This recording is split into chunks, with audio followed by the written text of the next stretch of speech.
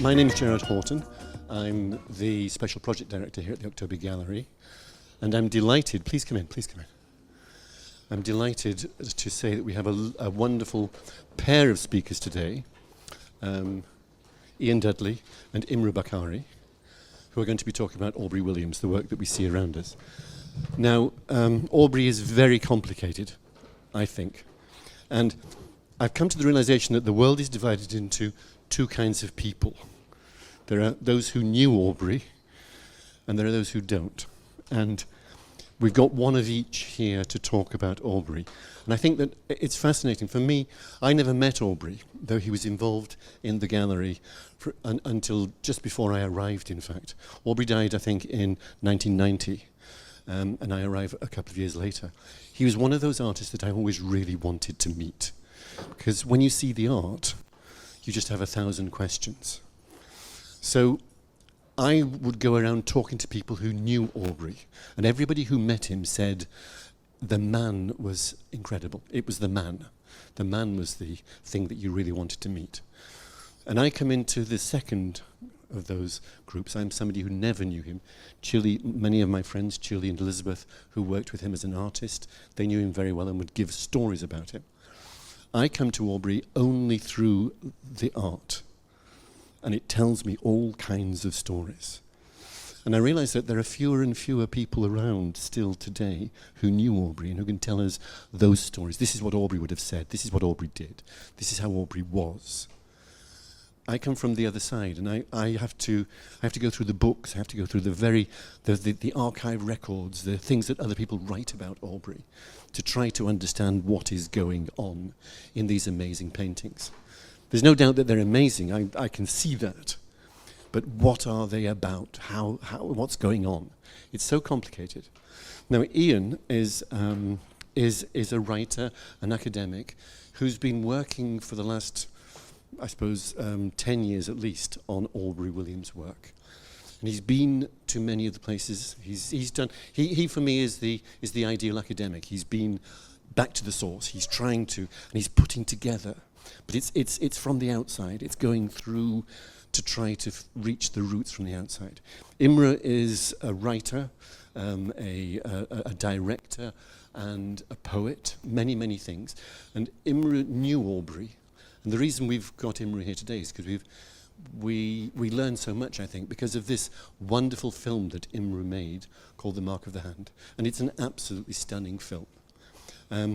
I get so much from Imruh's film. A lot of the details that I have about Aubrey come through the film. And the film is only about 1.5 hours, I suppose. 1 hour. So it's a shortened form. There was obviously an awful lot that didn't get into the film. But Imruh is one of those who knows Aubrey the man, and myself and Ian, who I respect hugely for the things he finds in these paintings. Ian is somebody who's coming through from the other side. So I hope that today they're going to, coming from different sides, tell us whatever they want to tell us about Aubrey Williams. Thank you. Thank you very much, Jesse, and thank you very much to October Gallery for hosting this discussion. I'm really delighted to be able to speak with Imruh today about Aubrey Williams, so to speak with an artist and writer and filmmaker I admire about another artist I admire, and to pay some tribute to their work. I should add briefly, before I sort of pitch a first opening conversational question to Imruh on about the sort of things we're going to discuss today.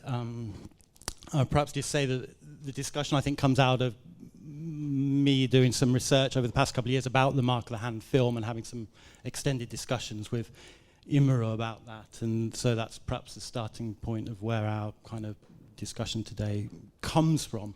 Saying that, we've discussed the order of topics before we begin, and we thought we might start in the present moment, focusing a little bit of some of the recent displays of Aubrey Williams' work that have gone on in recent times, and then we'll work backwards to looking at how Imruh came to know Aubrey Williams in the 1970s and then went on to make the film. So we're sort of starting at the beginning to go backwards and then come forwards again. Okay, so on that note then, Imruh, we have sort of spoken a little bit about that in recent times, aside from this wonderful exhibition we see here, where, as always at October Gallery, we get to see, you know, new sides to Aubrey Williams and new works, there have been some significant displays in significant institutions here of Aubrey Williams's work in exhibitions that have got some attention. And so I'm thinking recently at Tate Britain, Life Between Islands show, where the first room you went in and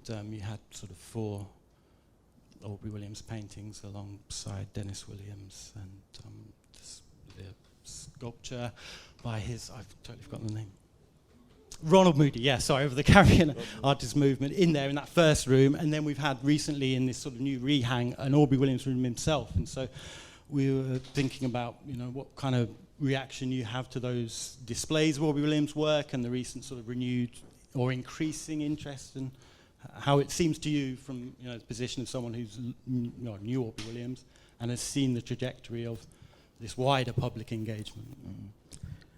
Well, thanks a lot. Well, just moving directly from your question, I would say the October Gallery is the home of Aubrey Williams in London. And we thank Chile, Hawes, and her team, that has changed over the years and evolved, Elizabeth, Jesse, others, for providing Aubrey Williams with this reference space in London. Because, you know, I think the relationship began in the late 70s, early 80s, and this has become, you know, let's say, a home for Aubrey Williams and his work. So in fact, this is not the first exhibition in this space. There have been exhibitions over the decades. And Aubrey has been here to this place many times, and that's important. It's important in relation to what you've said about the current response to Aubrey's work, which is very interesting. The way in which in the last, let's say, 5 years or so, a new context has emerged in Britain,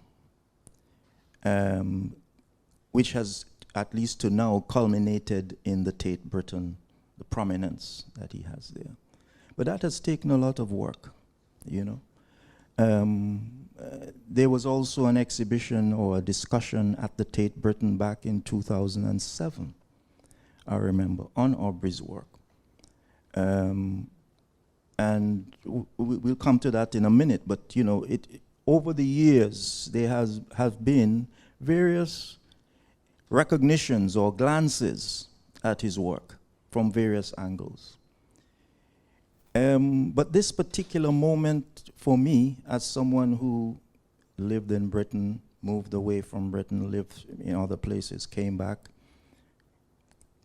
kind of being here now, this moment is quite interesting in the sense of, one, the exhibition which surrounds us, Future Consciousness, the works of this exhibition, most of which, except probably the one that creates our backdrop here, have not been seen before.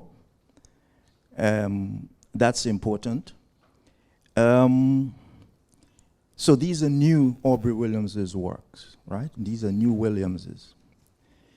We're also operating in an environment, in a context, a global context, where, of course, there are a number of buzzwords in Britain, like decolonization. A very interesting word, concept, project. And there is, by way of just flagging it, and then we can probably move on, the idea of a Windrush generation, a Windrush celebration, which I find quite spurious and contrived. And that context, at the same time, we have Caribbean nations making the last attempts to relinquish the British Empire, moving towards republican status, for example, right?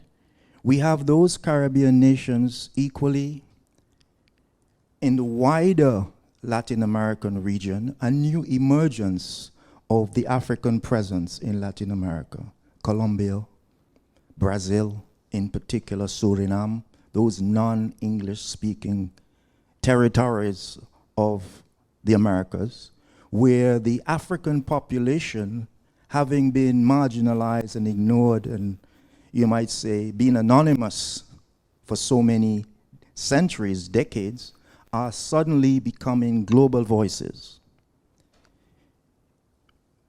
Parallel to that, or in relation to that, there is, from the Caribbean in particular, and those territories that I mentioned, efforts to establish new tangible networks with the African continent.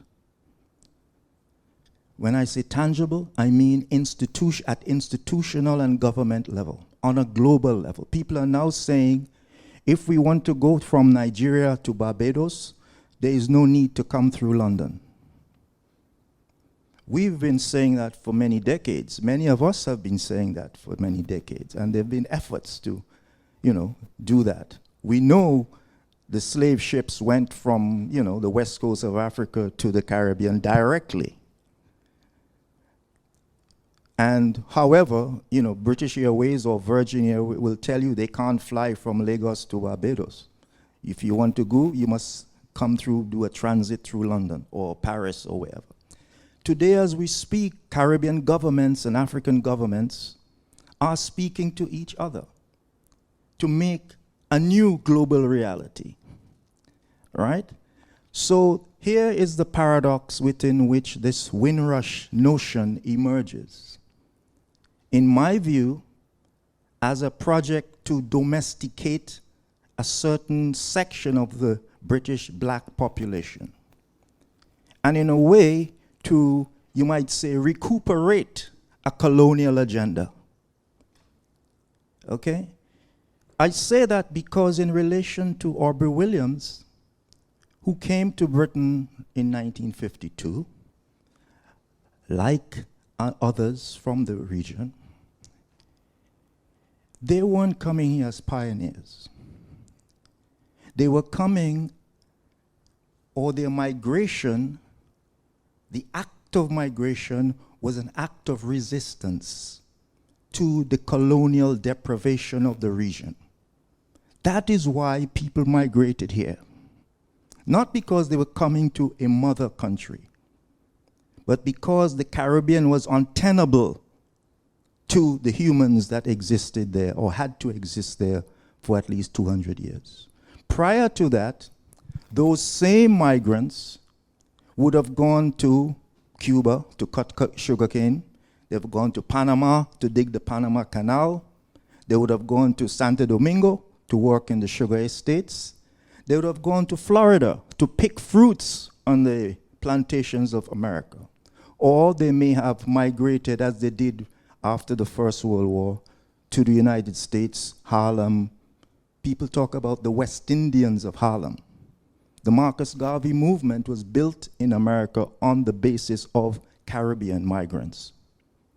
That was their first base. So what I'm saying is, Caribbean people, let's say from the English-speaking Caribbean, didn't come here as some kind of heroic, pioneering adventure. They came as in defiance of colonialism and the deprivation of the region. They were part of a movement which began in the 1930s, which was the birth of the labor movement in the Caribbean. Okay? They came here to work and return to build the Caribbean. Of course, it didn't happen. So if we talk about Windrush, we might be talking about a failure. Celebrating failure doesn't do any of us any good. Right? And that is the kind of politics that is being submerged under this celebration of some kind of resilience. A resilience which parallels some of what we see in France today. Right? The colonial legacies, the empire at home. Now, Aubrey Williams was always a Guyanese artist, always a Caribbean artist. Living in Britain was part of a human experience and part of a global trajectory which other migrant groups have encountered and are pursued since the beginning of what is called modernity, the modern world, etc. Don't forget, colonialism, with its roots in slavery, particularly in the Caribbean, is an extractive process. Take raw materials, take wealth, also take people. So coming to Britain was logical. C.L.R. James arrived here in 1932. Larry Constantine arrived here some years before. Others went to Paris, Portugal. That was, if you were aspiring in the colonies, that space was always going to be claustrophobic. It was always going to be limiting. So coming to the metropole is part of the logic of the colonial experience. The Windrush project attempts to denigrate that or dismiss that, to the detriment of the diversity of the black communities here. Those that were here before 1948, centuries before, and those who may not necessarily have come from the Caribbean. West Africa, for example, East Africa, for example, all part of a history which has its own politics and needs to be reconciled. So when we look at Aubrey's work, and I recall my response, or the way I introduced the film some years ago, when at the Tate Symposium in 2007, when I began by saying, the Caribbean is a place of violence. And that violence is not only in its socio-cultural history, but also part of its environment. As we speak, Caribbean countries are preparing for what they call the annual hurricane season. I don't know if any of you have ever experienced a hurricane, but there's nothing you can do in a hurricane but sit and hope it passes beside you, over you, but not at you, because it's the terror of that wind is, you can't describe it. As Kamau Brathwaite says in one of his writings, that the wind, the hurricane wind does not roar in penamblic, okay, in the English literary, verse, 4-line verse. We got to find another way to describe what a hurricane is. So that violence is there. It is not sea and sand. Else people wouldn't leave sea and sand. Why are people leaving sea and sand? Have you ever sat by the sea? People who really talk about the Caribbean. Those of us who grew up in the Caribbean, and we can talk about the rivers in Guyana, because Guyana is not an island. If you sit by the sea, not only are you taken in by the air, the salt in the air, which is very therapeutic, but the element of that water. And I have seen the sea flat like this floor. But I've also seen the sea that is higher than this building and will tear any wall down, as it happens in hurricanes. The element of that water. It changes with the moon, it changes with the planets, and it can destroy anything that you have built. The elements of water, the rivers in Guyana, as we were saying, you can see the other side of the Thames. You can't see the other side of some rivers in Guyana. They are so wide. So that kind of force of nature, which is usually referred to people. Somebody comes in this room and said, that woman or that man is a force of nature. You've never seen a force of nature. I was born on an island which has an active volcano.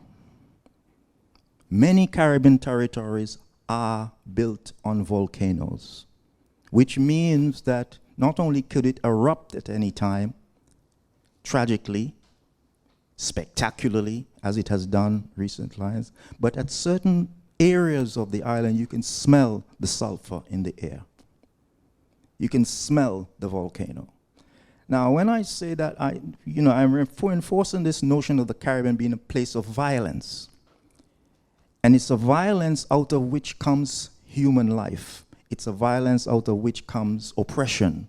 It's a violence upon which comes creation.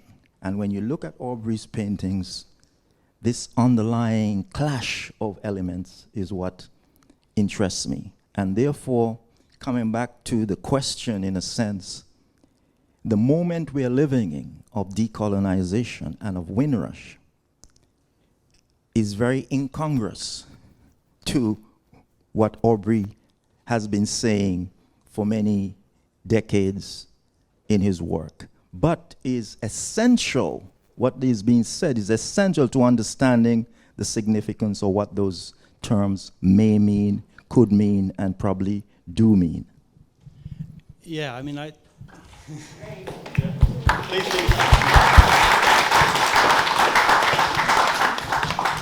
So is it, I mean, I'm going to start to push the conversation onto the 1970s in a minute, but would it be fair to say then that you're not certain, even when we see some of the sort of recent displays, whether some of those sort of Williams's relationship to some of the deeper histories, the absolute commitment to a Caribbean independence and decolonization in its real sense is really understood yet in the sort of No, I don't think it's understood in Britain. Yeah. Again, let me just start answering that in a way by referring to that Tate Symposium of 2007, because I know this because I had to revisit the tapes. You know, I don't have my memory, has other things to do sometimes. I listened to the tape, and I was not just listening to hear what I might have said or what I said, but before my presentation was Grace Nichols, very important Guyanese poet, right? Grace Nichols, a Guyanese who grew up in Guyana and only came to Britain in the 1970s. And she has written a poem, or a number of poems inspired by Aubrey's work as a Guyanese. And in her introduction to the poem that she read on that occasion, she talked about two things.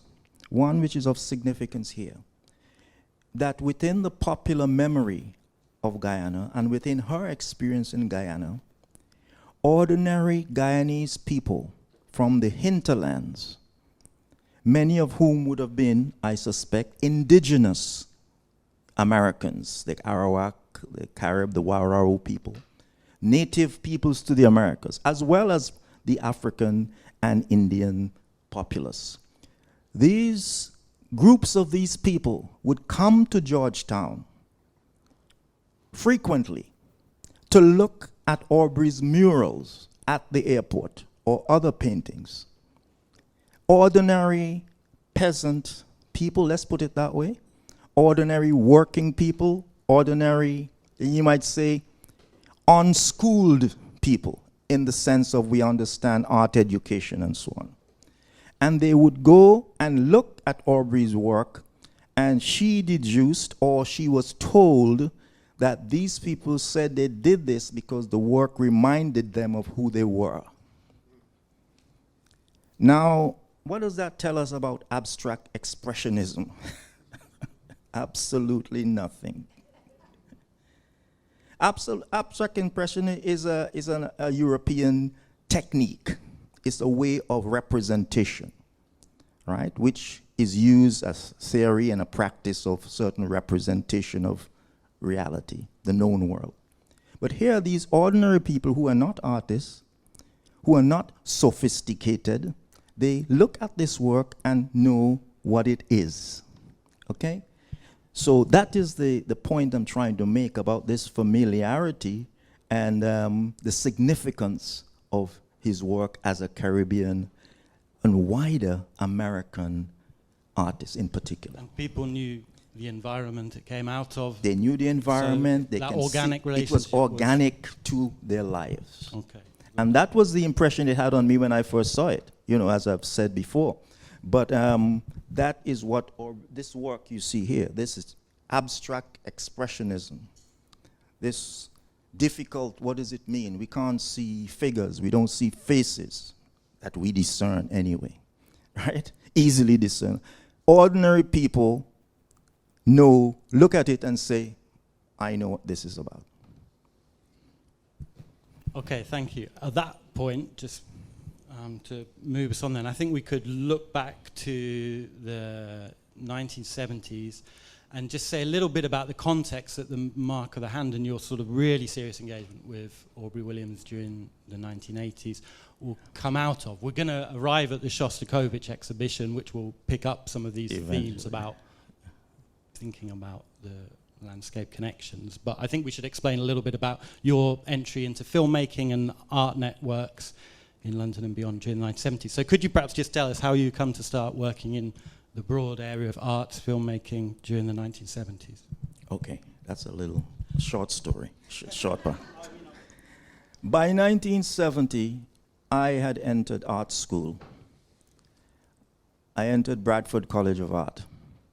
After a few years of working as a design draftsman, I was training as an engineer, design draftsman. And I remember going to the guy who was the head of the office, the drawing office, and saying to him something like, I'm leaving at the end of the month. And he looks at me and he says, where are you going? What are you going to do? I said, I'm going to the art college. I'm going to study film, theater, and television. And he thought, this guy has got to be crazy. A young black guy in London, I was in Leeds.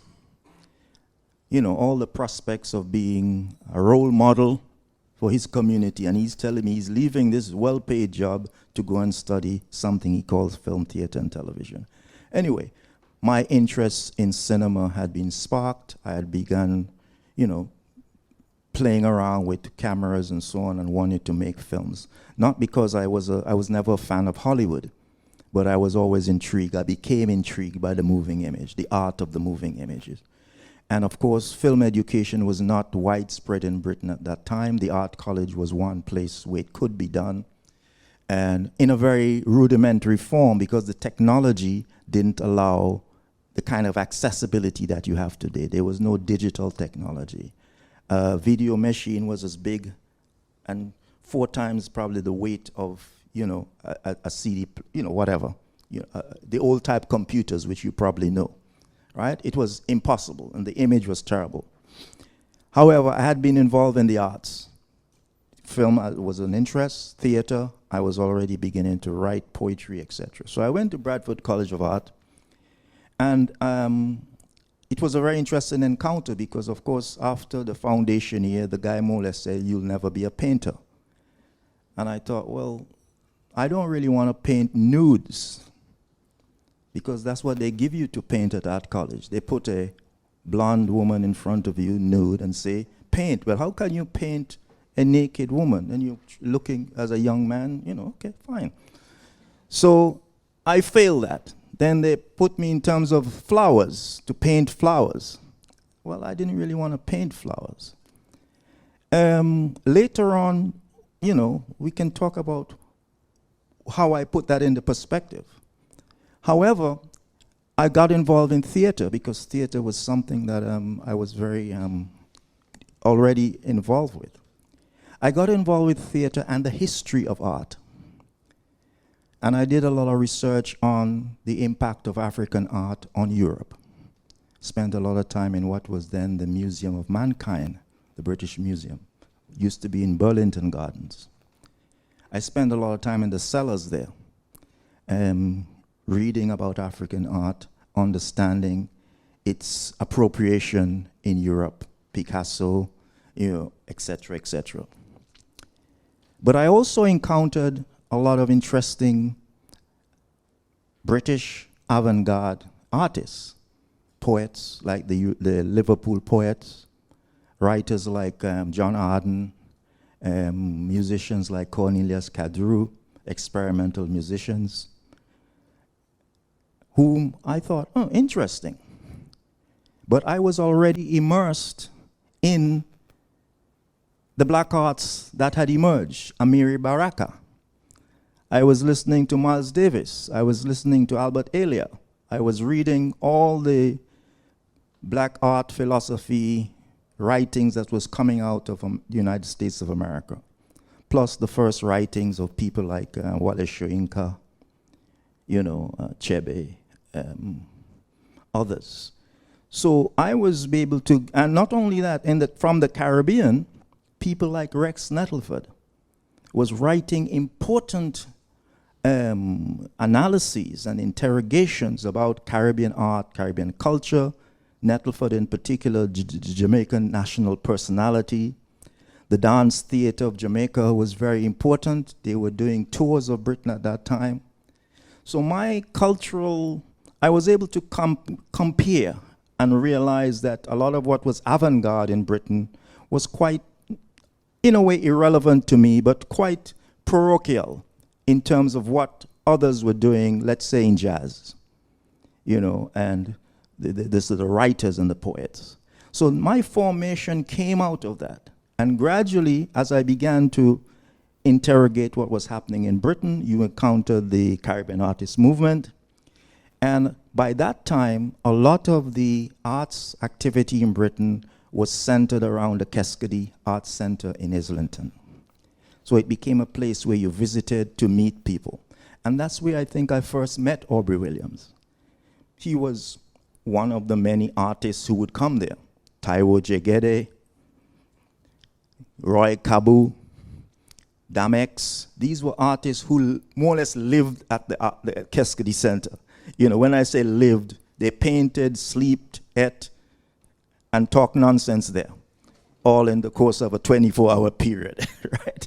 And the creative work was amazing. Aubrey would come visit. There was a lot of theater happening there in particular.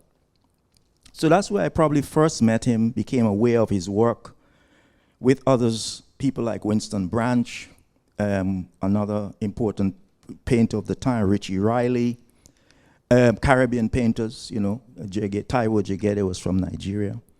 But I became aware of that fraternity of people. And of course, what you would see was part of a group exhibition.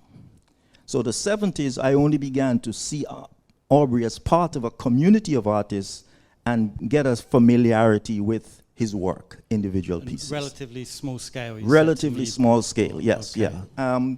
Canvas is probably the smaller of those notions there. Mm-hmm. And then maybe say a little bit about, because how we get towards when you formed Kuumba in the 80s, you were making some connections with some other aspirant filmmakers who were significant. If you could just mention sort of encountering them. I began a career of sorts as an actor, and I worked with the Keskadi Theatre Group for about 4 or 5 years as part of the company, with a very innovative director called Rufus Collins. Rufus Collins was an African American who came here with, I think he came here with the hair, the musical hair, right? Which is sort of, they term it a hippie musical. And he was much associated with the pop culture, with Derek Jarman and that whole fraternity of avant-garde, punkish type artists. But Rufus Collins, as an African American, came to be the artistic director at Keskadi. And he brought a kind of theater that I had already encountered in Bradford, working with the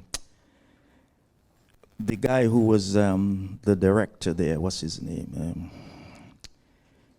No. Jeff Nuttall was around. In fact, Jeff Nuttall wrote a very influential book, interesting, called Bomb Culture, which I read, I think, in my first year at Bradford.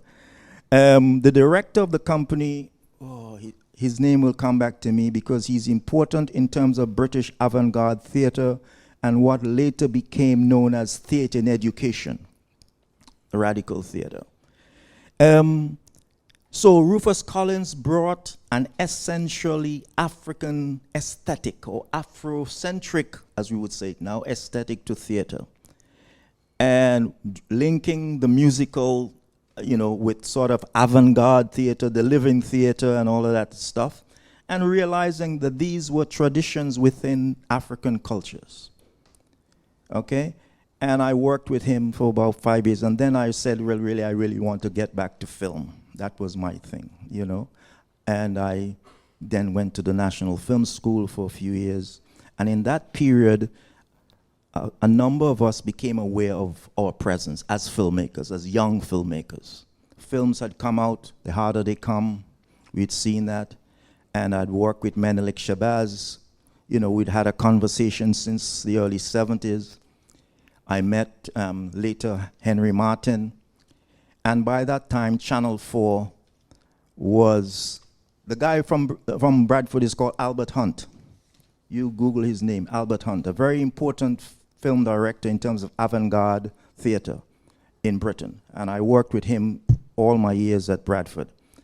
And of course, I was able to see the value of what he was saying in terms of African theater, the work of all the great European theater directors that you know. Not many, in fact, there's just one or two that I would say as great theater directors. Anyway, we began, Channel 4 came on board, and myself, Menelik, and Henry, we formed a company called Kumba. Kumba, Swahili word means creativity, or, we formed a company. And then we initiated what became Chedo Film and Video Workshop, one of the workshops that was part of what became known as the Black British Independent Film movement of the 80s, basically. Okay, then so that's sort of about 82 Kumba. That's formed, isn't it? 82, yes. Yeah, let's come back then slightly to 1981 and the Shostakovich exhibition. Yes. So alongside these all many of that is interests, happening, which are quite complex, you're also involved, as far as I remember and understand, you're involved in journalism as well, and you were working for BBC Radio London for a bit, and particularly the programme Black London, and then that was the basis of you going to the Shostakovich exhibition then at London's Commonwealth the things you Institute have to eat, I tell you, Art Gallery, where the Shostakovich exhibition was going on. And so then tell me then about that. Well, you see, I mentioned Keskady, but another center of activity was what was known as the Commonwealth Institute. It's a place on Kensington High Street. They closed it down for whatever reason, and they needed to. But it was a very important and vibrant cultural center, which was, of course, meant to exhibit the diversity of the Commonwealth. But the black community in Britain more or less occupied it as a space, or saw it as a space to be occupied and used. In fact, a lot of the early carnival shows that preceded the street pageants took place at the Commonwealth Institute. And in 1980, I was one of the people who organized, it was called the Black Film Festival, the Black Independent Film Festival at the Commonwealth Institute, with Paminda Veer and Jim Pines. We brought African-American directors. Spike Lee didn't come, but his film was, part of that. All the Hudlin brothers, Julie Dash, their work was there. Ayoka Chinzera, with myself, Menelik, Henry, other film, Horace Over's work. We organized that event at the Commonwealth Institute. But around that time, 1981, the Commonwealth Institute put on this Shostakovich exhibition, Aubrey's Shostakovich series. And of course, yes, I was also doing some freelance journalism. And there was this very influential program called Black Londoners, which was on Radio London, hosted by a guy called Alex Pascal, who is still around. I say it was an influential program because it was a program that set agendas. There is no black radio station in this country now that sets any agenda. They're all clones to something else. Black London has an hourly, daily program, set agendas. Whether it was the Grenada Revolution, the hurricane in Dominica, or Sweet Honey in the Rock, Anybody knows Heat Sweet, the musical Sweet Honey? We were the first people to feature Sweet Honey in the Rock, okay? And Aubrey Williams' exhibition, well, why not? We have to talk to this guy. And it was my opportunity for engaging with Aubrey. And basically, as I have said to Ian, I remember walking into that Commonwealth Institute gallery, which is an amazing space, and just blown away by these paintings. This was probably one of the smallest size. This is a Shostakovich, right? This is the smallest, one of the smaller. They were all this size, more or less. 30 paintings. 30 paintings that size in an amazing room. And I walk in, and I'm stunned. Because it's like those country people from Guyana coming to town to look at things at the airport. I know this work. It's simply as that. I know what it is. I know what this is, right? And I was blown away by it. I think that's when I met Chile and October Gallery around the same time. So I did an interview with Aubrey for Black Londoners. And I think by that time, I was convinced that I needed to know more about this guy's work, and I needed to work with him, and our conversation happened. And when he was planning the second major collection, which was the Olmec Mare, I said, by that time I was in a position to think, I want to make a film about this artist. And which is what The Mark of the Hand came to be. So then after that big impact of the Shostakovich show, then we see Shostakovich exhibition again replicated at Royal Festival Hall. And I think maybe Parminder Veer may have had some connection there, but I need to investigate that more, because I think she moved to the GLC from the Commonwealth Institute, as far as I've heard from different people. Then when that was being shown in 1984 again, which again had a big impact on a lot of people, it was the same time that October Gallery had its first Aubrey Williams exhibition. Yes.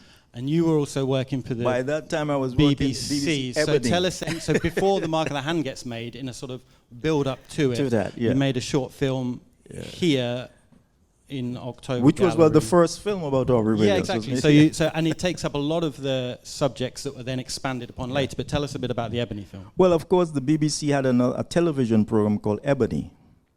And I was invited to come and work for Ebony. And I stress invited because I've never really, applied to the BBC. I had no aspirations to work for the BBC. I did it because of Alex Pascal on Black Londoners. We had a relative autonomy and freedom.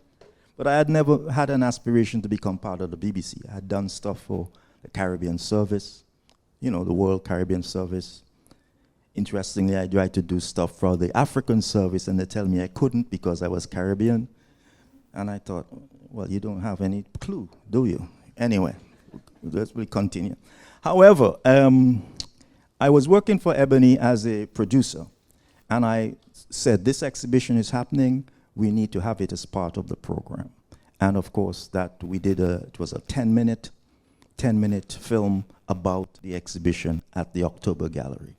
And of course, it reflected my growing interest. I didn't stay long at the BBC. I left the next year to make this film. And people says, but Imruh, nobody leaves the BBC. When you get a job, you stay for your life, wait for them to sack you or give you your pension. And I said, well, I don't have the time. I forfeited both, and I decided I want to make films. That's what I want to do. So I left. We still had Kumba Productions, and I left the BBC with the intention of making this film, and with Henry Martin, the producer, we got some money from the Arts Council and did the film, basically. I mean, so I was going to, at that stage, then say there were sort of two sticking points then towards getting that funding and getting Aubrey Williams there. One was he was slightly reluctant or was cautious about going back at that time, because since the late 70s, he decided to stop going to Guyana for a little bit. Could you just say something about that and then? Well, yes. I mean, there were a number of obstacles. I mean, that was one. I'll come to it in a minute. But when you went to the Arts Council to raise money for the film, they said, who is Aubrey Williams? They literally said that. And you've seen the letter the guy wrote me. They didn't know who Aubrey Williams was. And why would you want to make a film about him? Who are you, kind of stuff. You are not Melvin Bragg. So why do you want to make a film about an artist anyway? And that was the response that we got, okay? But luckily, we knew, or Henry had worked with somebody in the Arts Council, and we were able to get a small grant. And I said small grant because it was the same figure that we would have gotten if we were making a film just in Britain. We insisted you can't make a film with Aubrey Williams unless you go back to Guyana, because his work is about Guyana. But that's an overseas budget, right, which would double your budget roughly. We didn't have that kind of money, but we said we're going to do it anyway. And we more or less did it. And, you know, through various kinds of negotiation, support, etc. But of course, as I say, Aubrey Williams has always been immersed in the Caribbean and its destiny. Just like many of us who live here or happen to be here at any moment in time or history. And because it doesn't matter where we live and where we earn our daily living, as it were. Everybody do that in their own way. It's about an understanding of how we sit in the world. And this is the thing about diaspora. For us, as I would say, within the African tradition, diaspora is a normal reality. It's constant. We are travelers. We are movers. We might contest the conditions under which we travel and move. But traveling and moving is essential to the African personality. And I want us to understand that, because I've never met anybody on the African continent who, when you ask them, well, who are your people? They tell you a story about coming from somewhere and ending up where they are at this moment. No different from the Caribbean story, except for trauma and the various kinds of injustices along the way. But there is no community in Africa who does not have a migratory lineage in their story of origin. So that's what I mean. We shouldn't be confounded about diaspora and scat. All that is nonsense. So Aubrey Williams has always been engaged with and part of the Caribbean and its destiny. He spent a lot of time in Jamaica. Yeah. And before I get to the point of view going back to Guyana, in the 70s, I have come to realize that those Shostakovich paintings didn't just emerge. They emerged out of a process that was coming into fruition during his time in Jamaica, those 10 years. The Timeri begins in 1970. The 1970, the Timeri mural at the airport in Guyana. I think it begins with those, the grand scale of those. Maybe. Yes, and then he goes to Jamaica for a lot. He spends a lot of years in Jamaica with various communities and with various artists, Prabhu Singh and Barry Watson, for example, as his fraternal spirits, as it were. And he does a lot of mural work in Jamaica. So the idea of space, the idea of finding the need for this kind of, landscape, this kind of, what you call it, spectacular approach is already taking root. He's already also noting his affinity with the great Mexican muralists. Yeah, definitely. What's their names? Rivera and these people, right? He is finding an affinity with what they have been doing and what he wants to do and what intuitively he's being driven to do because of his Guyanese impulse and the Caribbean expression that he wants to have. Okay? And he's involved also with Carifesta. He's involved with, movements in art in the Caribbean. He's also involved with the politics of the Caribbean. Guyana has a very interesting politics. It's the only country in the world where a government, the British government overthrew a democratically elected government. You heard what I just said. Okay? The British government overthrew, in 1953, a democratically elected government in Guyana. Aubrey comes out of this politics. Guyana didn't get its independence until what, 66? 66, yeah. Which is late. Jamaica is 61, everybody is before. The delay becomes of this volatile political environment. Yeah, Jagan and Burnham. Jagan and Burnham. The split is manufactured by the US and Britain. The documents are there, okay? We don't manufacture this stuff. Forget about all this stuff about democracy. It doesn't make sense, okay? It makes sense if you are privileged and you want to keep a status quo. That's my approach to this notion of, it's a fetish. Democracy is a fetish idea, okay? It's nothing to do with justice and injustice. That's a different notion. If you're talking about injustice, justice, but don't talk about democracy, because it doesn't exist, okay? That's my story. Anyway, so we also have post 53, coming into the 70s, Walter Rodney emerges. Very important academic intellect who gets banned in Jamaica in the 1960s. The Jamaican government says, a Guyanese student, you can't come back here simply because you're talking to them dirty boy down the road. Ordinary people, Rastas, about African history. That is why Walter Rodney got banned from Jamaica. He goes to a conference and told you can't re-enter the country. So, of course, he goes to Tanzania, he lives, he wants to now go back to Guyana. He brings together a new political movement which more or less bridges the African and Indian Working People's Alliance. The Working People's Alliance. And of course, by that time, he becomes an enemy of Burnham. And they assassinate him, they blow him up. Simple as that. Now, Aubrey Williams, in my view, for him, why is this necessary in the first place? He is a contemporary of Burnham. He's a contemporary of, these are not stupid people, right? These are, in a way, the African nationalists of their generation, the intellectuals of their generation. They value culture. They all value Aubrey. He finds himself at odds with these people because they have a young guy who is against their politics and they blow him up. Simply, that's what they did. And Aubrey, in his own, he's not a politician. More or less, I got the impression he was profoundly disturbed by this, to the effect that he didn't want to have anything to do with those people in his lifetime. So, how are you going to make a film without Aubrey in Guyana?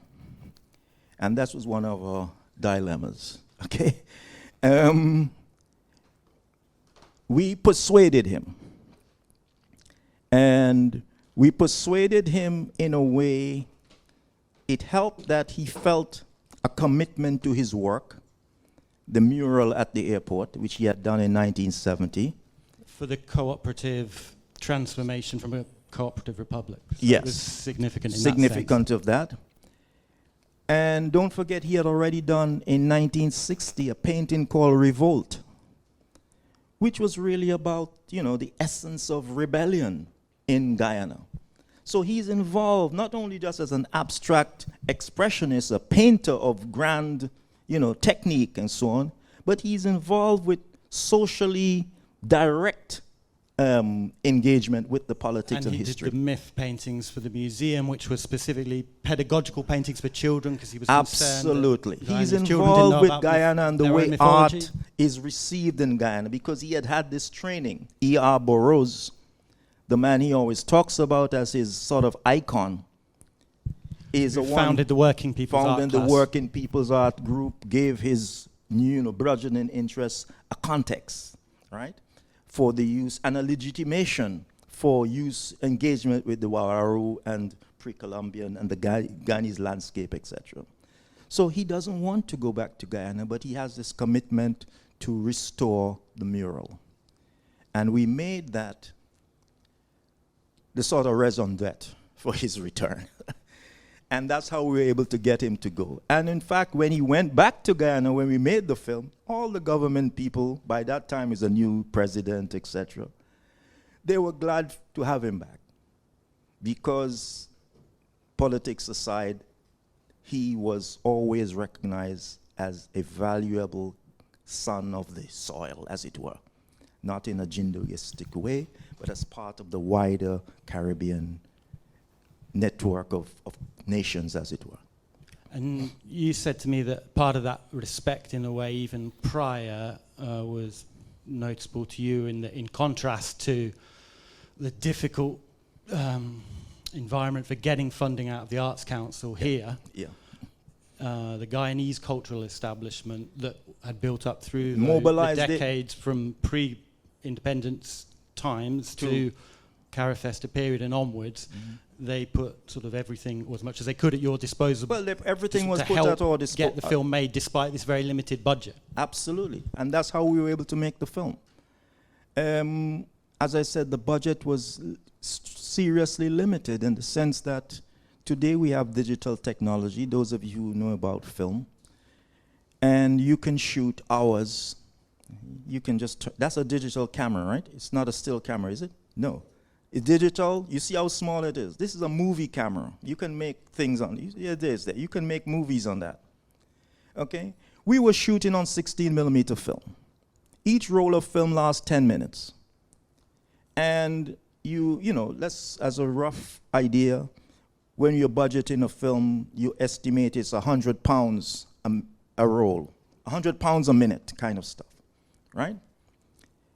Because you have to process the film, etc. And we went to Guyana, and we knew we were going to be in Guyana for 10 days, 10, 14 days. And you have to decide, okay, we're going to shoot, we can't shoot more than 4 rolls of film a day. Else we'll run out of film and have nothing to do for, you know, most of the time. So if you shot all your film in the first 5 days, what do? Stay in a hotel? No. So we had to, the planning had to be meticulous. And therefore, whatever constraints we had was around what film was, how much film was available to be used every day. And we could not have done that without making some serious choices, but we couldn't have done it without the support of the Guyanese arts fraternity and the Guyanese government itself. And this was people like A.J. Seymour, Martin Carter, Lynette Dolphin, Dennis Williams. Well, Lynette Dolphin is of her generation. I don't know if she's alive still, but she's like she was the matriarch of Guyanese culture, right? Aubrey's age group. She was, you know, a cultural doyen, as it were. Dennis Williams, what do we say about him? You can read his books. Seminal books on African art. If you want to know anything about African art, read his book. And don't read anything else or read everything else in relation to it. He had returned to Guyana to do archaeology, anthropology in the interior. A great intellectual, great archaeologist, and a painter. Studied in Britain. Of course, he goes back after a sojourn in Africa. A.J. Seymour. What's the temperature today? 23 degrees or something. In Guyana, it'd probably be 25, 28. He'd be wearing a suit. And I say that because that is his generation. He wrote poetry of the old English, you know, pentamina, whatever you call it. Okay, I know the word, but I don't like it. But an amazing man. I have read his poetry. And I've read it because you need to understand that person. Martin Carter, one of the great seminal poets of the Caribbean, right? I was able to meet him. These are people who Aubrey knew. And they were part of that people who, like Retinal in Jamaica, who have mentioned, began to imagine a Caribbean identity, culture that was global, diverse in its real sense, and dynamic. Okay? And modern, because the Caribbean are modern people. So I was able to meet all these people, and more or less just sit with them, you know. And I would have loved to have had them in the film, but we didn't have the film to shoot, you know, even if we wanted to. And they would have gladly given me an interview to talk about Aubrey and his significance, or what the work meant. So those people were part of my education. They were part of my maturing into clarifying some of the ideas I wanted to put in the film, but they were part of what made the film possible. Yeah.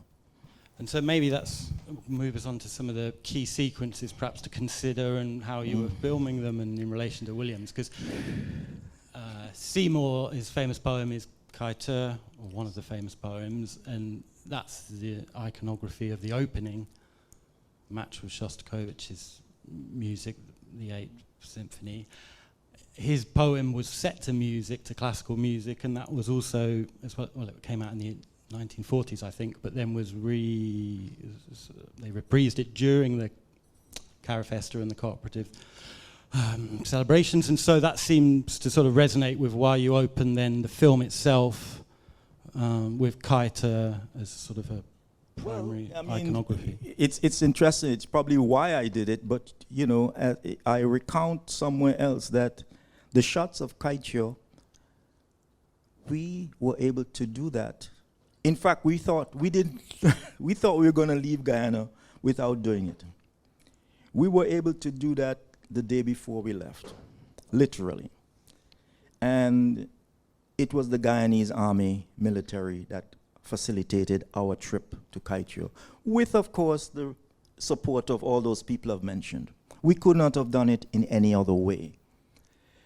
So again, the last rolls of film, literally, was spent in Kaiter.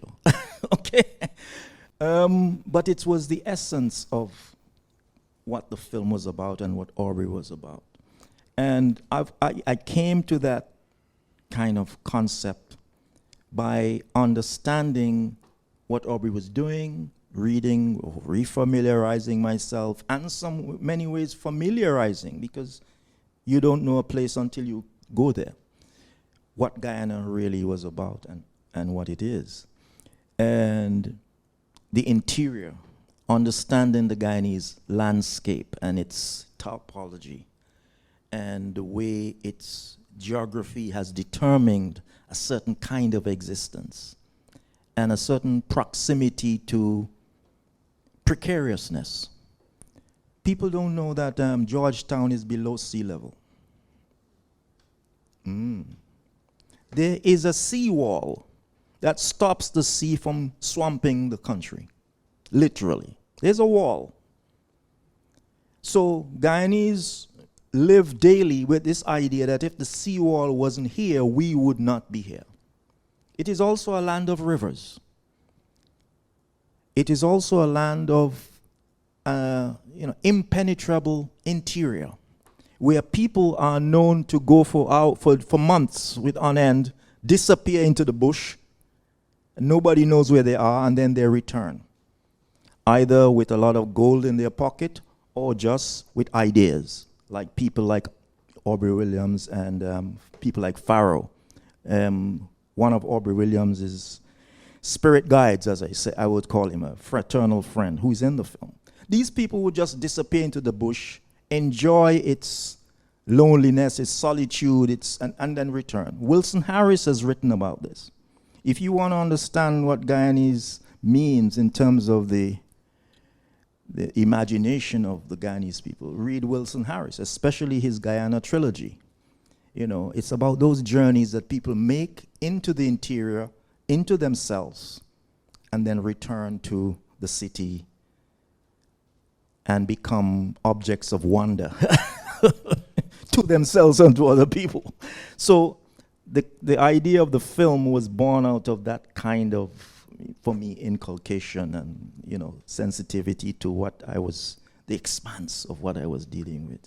Yeah. And then, so other key sequences from being obviously the section in Hosororo, where you also have an interesting sequence with the rivers and going down the rivers and mixing those with paintings that sort of emerge as you're going down the Kumaka Creek onto the Aruka River on the way to Hosororo. And so could you perhaps say a little bit about, you know, what you're trying to do with, you know, that sequence and the relation of paintings? And well, I guess it relates back to my first encounter with the Shostakovich paintings at the Commonwealth Institute.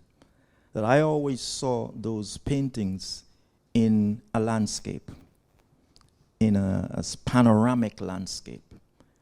And I always envisaged them. That is what the first image, cinematic image that came to me, that these should be hung in the bush. And you should encounter them as you walk through this bush, right? And that river sequence serves that purpose. Of course, you know, you don't know you're going to get it until you get it, because we weren't able to do a recce on that region. But the minute I was in that environment, we began to shoot and understand what images we wanted and how I wanted to use those images, or how they could be used, you know, in the film. But the idea of these paintings within a bush, let's call it a bush, because these are thick, you know, tropical forests. Some of it impenetrable, you know, in a lot of ways. That's how I began to see this work. And of course, you know, I was just going to mention the last thing about Shostakovich. People would say, why Shostakovich? Well, in the Caribbean, that's not so strange. As a young person growing up in the Caribbean, older people would talk about Rachmaninoff. They would listen to Beethoven. They would listen to classical music, as well as, you might say, church music, choral music, as well as, you know, calypso, as well as jazz, R&B. There's a spectrum of music.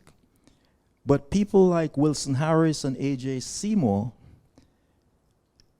if you read Harris, for example, I mean, he talks about Heidegger, you know, these German philosophers, who provide clues for what they're wrestling with, right? The Russian Revolution is significant to Caribbean people and anybody who's talking about social change, understanding that. And therefore, the music that comes out of Europe, the classical music, is of importance as a certain kind of artistic perfection. And I say a certain kind because there are different classical musics. I don't want to hierarchize it, or provide it in a hierarchy. But they valued what it was doing, or what it could do, in terms of, if you put 50 musicians in a room, like you put, ever seen a steel band, a steel orchestra with 50 or 100 players? That's the equivalent to the symphony orchestra. I'm not talking about the sort of steel band you might see in the underground here, one guy playing Island in the Sun, you know. And if you ever listen to the words of Island in the Sun, you will see how radical they are. That's another story. But a steel orchestra with 50 players, there is no equivalent of that. Or the equivalent is in the symphony orchestra of wind and string instruments in another context. So people like A.J. Seymour, they referred to that kind of classicism as a sort of benchmark for what might be possible in a certain cosmopolitan situation, right? And it articulated, or it helped them to articulate something they were feeling about themselves as global citizens. It didn't make them less Guyanese or less Caribbean, but it situated them globally. And I think that's very important to note. Yeah, that follows into sort of one of the next questions I was going to ask about other music in the film beyond Shostakovich. There's a lot of very deliberate selections. We've got Bill Rogers is there. Which There's is a number of Andean music. So could we, maybe speak about Bill Rogers first, and then I'm going to ask you about the Bill Rogers Andean is famous he's the calypso singer of, in inverted commas, of Guyana. I think there's a special Guyanese name for that kind of music, folk, chanter, yes, whatever. But he is a popular urban musician in the, you might say, the tradition of the calypso singer, the modern contemporary calypso singers. The music I used in the film was distinctly chosen as Latin American indigenous music. Now, I say this interestingly because people don't realize, of course, Guyana is part of the American continent, and it doesn't have national borders. I remember somebody coming to see the film very early on and saying to me, he said, but the music is Chilean, or something like that. Is it Chilean? I think some is Bolivian, some is Bolivian, yes. He says, that's Bolivian. I said, so? He said, but it's not Guyanese. No, the point he's trying to make to me is that I am cheating. But to the indigenous people of Guyana, Bolivia, Guyana, means very little to them. They are American indigenous people. It's one continent. And therefore I found in the Andean music, the Bolivian music, and there's a band called Incantation. Yeah. That album, yes.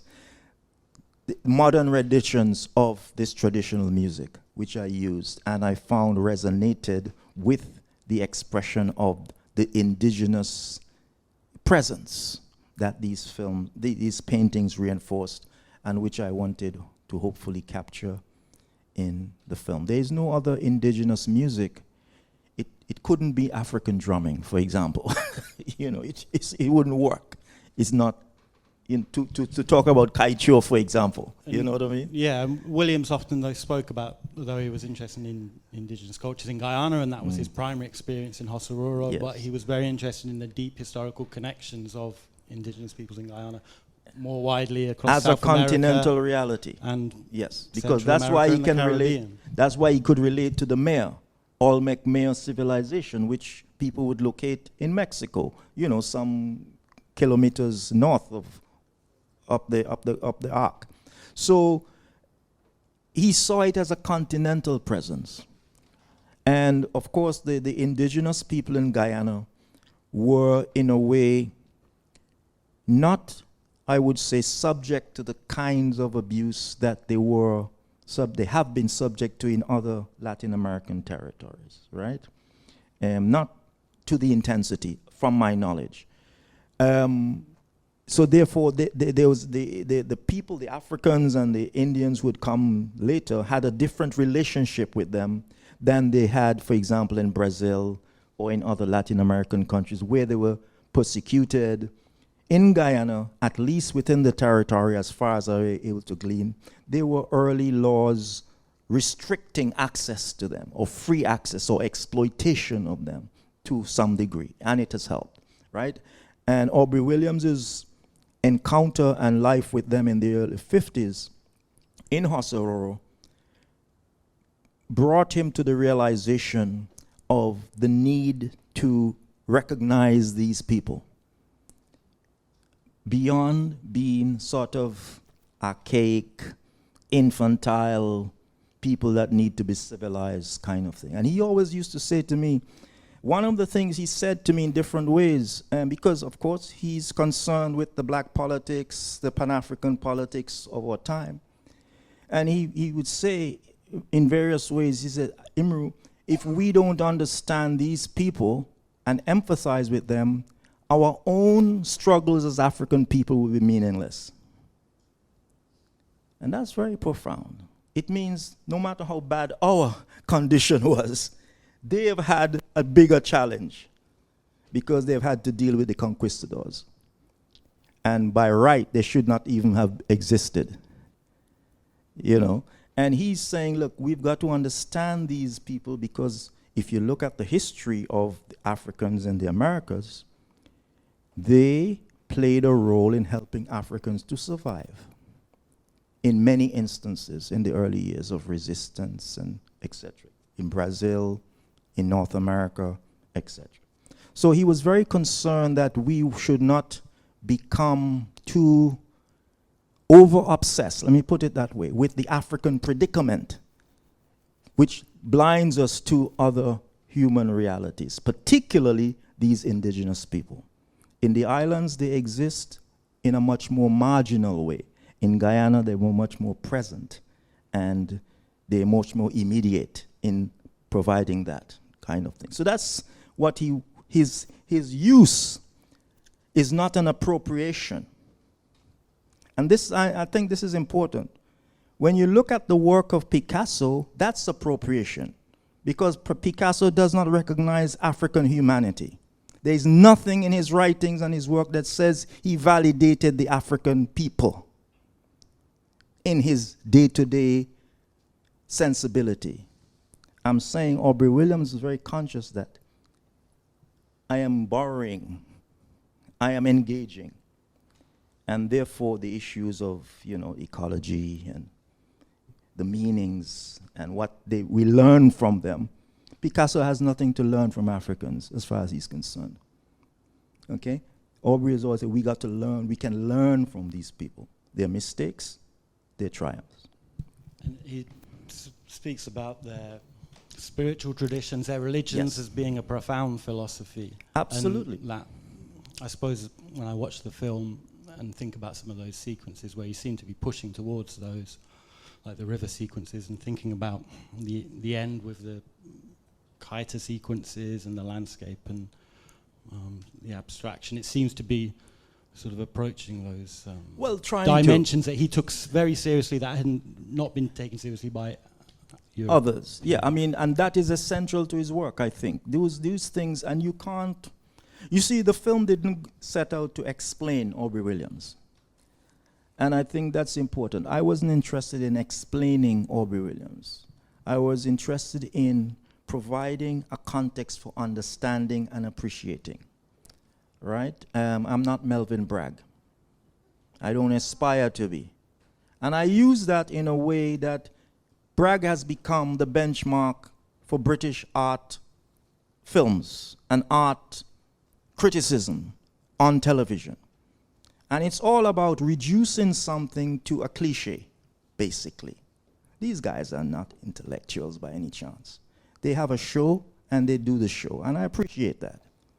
But I don't give them much value beyond that, okay? The film was about very much like what Aubrey said about Shostakovich. I am doing these paintings as my response to the work of Dmitri Shostakovich. They are not paintings of the music. They are paintings that come out of my conversation with this music. And I wanted the film to do much the same. And that's what it is, yeah. Could have done more, a few more minutes, some more reels of film, but we did it. Okay, I'm going to call that a very wonderful and quite long show. I know there are 2 more questions at least, but please put your hands together. I think it's been a fascinating discussion between Imruh and Ian.